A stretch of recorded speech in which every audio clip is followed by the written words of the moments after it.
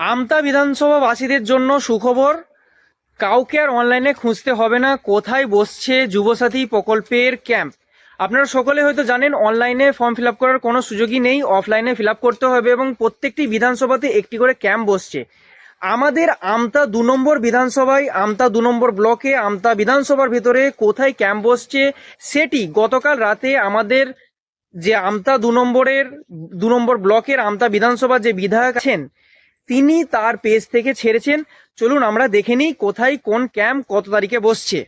আমরা এখন সরাসরি আমতা বিধানসভার এমএলএ মাননীয় সুকান্ত পাল মহাশয়ের অফিসিয়াল ফেসবুক পেজে চলে এসেছি। তিনি তার পেজেতেই ছেড়ে রেখেছেন কবে কোথায় এই ক্যাম্পগুলি বসছে। তার পেজেতে 14 ঘন্টা আগে ছাড়া হয়েছে বাংলা যুবসাথী, লক্ষ্মী ভাণ্ডার এবং ক্ষেত মজুর বা অন্যান্য কৃষকদের সহায়তা প্রকল্পের নতুন রেজিস্ট্রেশন হচ্ছে।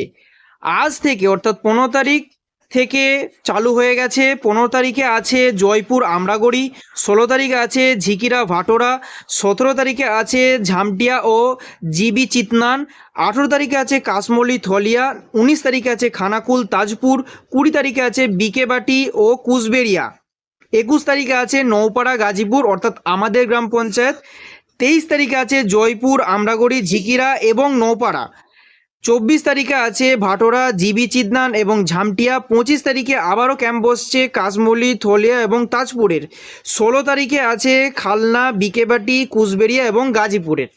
এই ডেটগুলিতে বিভিন্ন গ্রাম পঞ্চায়েতগুলোর স্বনির্ভর আলাদা আলাদা ডেস্কের ওপরে ক্যাম্প বসবে। আপনারা যেই গ্রাম পঞ্চায়েত থেকে যাচ্ছেন সেই ক্যাম্পে গিয়ে আপনারা যোগাযোগ করবেন, ওখান থেকেই আপনারা ফর্ম পাবেন এবং সেই ফর্মটি ফিল আপ করার জন্য সহায়তা কর্মীরা থাকবেন, তাদের থেকে আপনারা সাহায্য পেয়ে যাবেন।